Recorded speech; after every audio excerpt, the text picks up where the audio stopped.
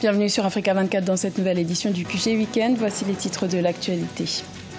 La liste provisoire des candidatures en vue de l'élection présidentielle du 23 décembre 2018 a été publiée en République démocratique du Congo. 6 dossiers ont été rejetés sur les 25 présentés, dont celui de l'ancien vice-président Jean-Pierre Bemba. Les hommages aux défunts diplomates ghanéens Kofi Annan, disparu le 18 août, se multiplient aux 4 coins du monde. Le corps diplomatique béninois a honoré la mémoire de l'ancien secrétaire général de l'ONU ce vendredi 24 août à Cotonou. Et la Côte d'Ivoire se lance dans la libéralisation de l'espace audiovisuel.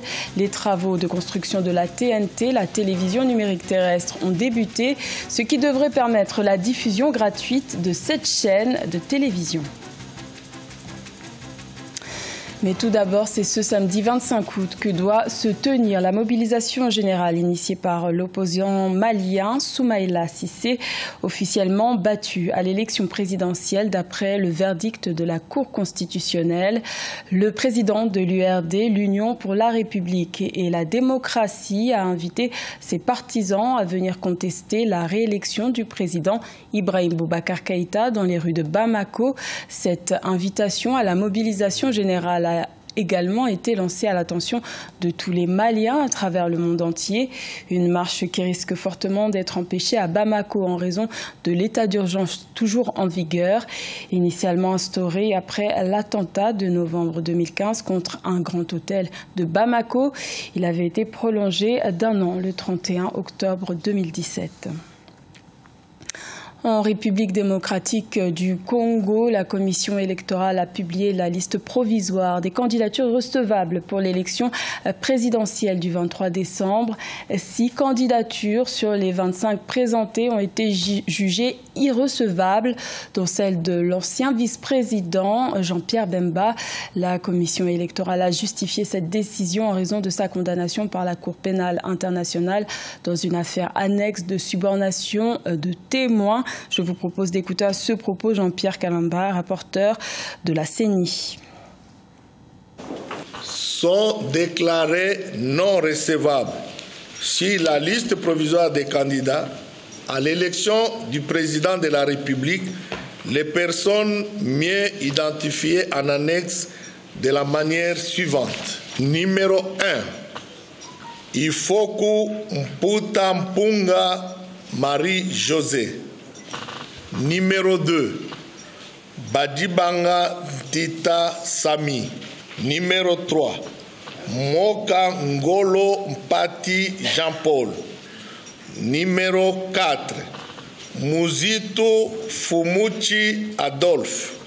Numéro 5, Kizenga Antoine. Palou, regroupement politique Palou et Alliés. Enfin, numéro 6, Mbemba Ngombo Jean-Pierre, parti politique MLC. Et après l'annonce des candidatures jugées irrecevables par la commission électorale, l'ensemble de l'opposition congolaise a appelé à la mobilisation générale. Les candidats recalés ont jusqu'au 4 septembre pour faire appel de la décision de la CENI. Le décès de Kofi Annan continue de susciter de vives réactions dans le monde entier. Au Bénin et plus particulièrement à Cotonou, le corps diplomatique a honoré la mémoire de l'ancien secrétaire général des Nations Unies qui s'est éteint le 18 août. Un nouvel hommage avant les funérailles nationales au Ghana annoncé pour le 13 septembre 2018. Reportage de notre correspondant au Bénin, Leftiounou. Le corps diplomatique au Bénin a rendu un vibrant hommage à l'ancien secrétaire général des Nations Unies, Kofi Annan, ce vendredi 24 août 2018 à Cotonou. En effet, le décès du 7e secrétaire général des Nations Unies, le 18 août 2018, a engendré une multitude de réactions élogieuses de par le monde entier. Au Bénin, l'illustre disparu demeure un réformateur, un humaniste, un modèle pour la jeunesse au sein de l'institution. Il vivait le drapeau bleu comme une vocation. C'était consubstantiel de sa personne. Kofi Annan était le secrétaire général et des Français et des Américains, et des Hollandais et des Brésiliens, et des Béninois, pas beaucoup des Ghanéens, des Indiens, de tout le monde. Kofi Annan a reçu le prix Nobel de la paix en 2001. Ses actions ont fédéré avec succès les organisations de la société civile, les jeunes, les célébrités, les écrivains pour la paix et la justice en Afrique et dans le monde. À ce poste, il a réussi à faire beaucoup pour l'Afrique. Quand je parle de l'Afrique, je parle également du Bénin, bien entendu, et du monde. Parce que si au Bénin, il n'y a pas de guerre, si au Bénin, on arrive à s'entendre malgré les avatars du pays, cela veut dire que nous sommes déjà, sans le vouloir, des adeptes des idées de Kofi Annan. Feu Kofi Annan a œuvré pour l'amélioration de la condition de la femme à travers des postes de responsabilité au sein de l'institution. C'est sous son mandat qu'a été créé le poste de vice-secrétaire général de l'Organisation des Nations Unies pour la meilleure gestion de l'organisation. De nombreux experts estiment que l'ancien secrétaire général des Nations Unies est le symbole de toutes les idéologies que défend l'organisation universelle. Au Bénin, une entreprise s'est assignée la mission de contribuer à l'amélioration des conditions de vie et de travail des exploitants agricoles. Il s'agit de l'entreprise Asafma, une société qui fabrique des machines agricoles depuis 2013. C'est l'œuvre d'un jeune ingénieur soucieux d'apporter des équipements de qualité et à moindre coût aux professionnels de son pays. Reportage de notre correspondant Leftiono. Yakubu Togoro Yoru innove à travers la fabrication de machines agricoles et agroalimentaires au Bénin. Ingénieur natif de la commune de Dali au nord du pays, il a fabriqué plusieurs machines agroalimentaires et agricoles, dont la décortiqueuse vanneuse de noix de karité et d'arachides motorisées. Son entreprise dénommée Asfama a été créée en 2013 et est basée à Parakou. Entre-temps, nos mamans, ils prenaient beaucoup de la peine pour décortiquer ce noix de karité. Vous voyez, c'est qu'il faut, quand il est temps de le faire même, c'est-à-dire qu'il faut solliciter un grand monde avant de retrouver ces résultats. Aujourd'hui, maintenant, avec cette machine qui a été mise en place, en une heure, vous faites 800 kilos. Asfama regroupe une vingtaine d'apprentis et une dizaine d'ouvriers, dont 2 artisans tourneurs et un forgeron. Yakubu Togoro Yoru entend s'investir afin de relever les défis en matière de création d'équipements à travers le secteur agroalimentaire et agricole.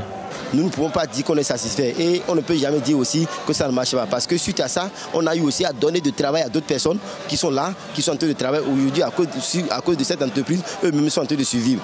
Grâce à ses recherches, Yakubu Yoru a été plusieurs fois distingué au plan national et international. En 2014, il a remporté le prix au Salon national des artisans en 2015, le prix d'encouragement au Salon international de l'artisanat de Ouagadougou, Siao. En 2017, le trophée des innovations et en 2018, le prix meilleur innovateur à la soirée des Oscars des élites. Dans le reste de l'actualité, en Côte d'Ivoire, 20 000 tonnes de caoutchouc naturel sont bloquées dans les ports d'Abidjan et de San Pedro depuis plus de 3 mois. Les armateurs refusent d'embarquer ces chargements à cause des désagréments qu'ils subissent. Cette situation est principalement due à l'augmentation de la production de caoutchouc qui surpasse la capacité de transformation et qui conduit les autorités à l'exportation de la matière brute. Rappelons que cette filière fait vivre près de 160 000 planteurs ivoiriens. C'était un projet très attendu en Côte d'Ivoire. Les travaux de construction de la TNT, la télévision numérique terrestre, ont été lancés. Cela devrait permettre la diffusion de chaînes gratuites de télévision. La libération de l'espace audiovisuel est donc en marche en Côte d'Ivoire. Reportage de notre correspondant Liva Djakotan. En Côte d'Ivoire, le ministre de la Communication et porte-parole du gouvernement, Sidi Touré, a lancé ce 8 août 2018 les travaux de construction de la télévision numérique terrestre. Ce processus coûtera 22 milliards de francs CFA. La capitale économique, Abidjan, sera la première desservie par la télévision numérique terrestre d'ici la fin 2018. Mon service de communication, donc dirigé par Josiane, est à pied d'œuvre. Ils ont déjà des plans qui sont sortis, des plans de communication. Ils vont aller à travers tout le pays avec des caravanes rencontrer les populations, leur expliquer qu'est-ce que c'est que la TNT, comment faire pour recevoir la TNT. Ce programme est déjà prêt. Cette télévision se sont déjà enregistrées pour expérimenter ce nouveau processus de diffusion numérique. Il s'agit de 4 médias privés et 3 du service public. Leur diffusion à travers la télévision numérique terrestre va matérialiser la libéralisation de l'espace audiovisuel en Côte d'Ivoire. Je pense que la concurrence stimule les différents projets et c'est grâce à nos différents compétiteurs que nous saurons nous proposer le meilleur produit aux Ivoiriens et au paysage audiovisuel en général. L'accès aux chaînes grâce à la télévision numérique terrestre sera gratuit en Côte d'Ivoire. En rappel, ce procédé est une évolution technique dans la télédiffusion car il favorise une meilleure qualité d'image et de son. Ce journal a été réalisé par l'ensemble de la rédaction. Merci de votre fidélité. L'information continue sur Africa 24.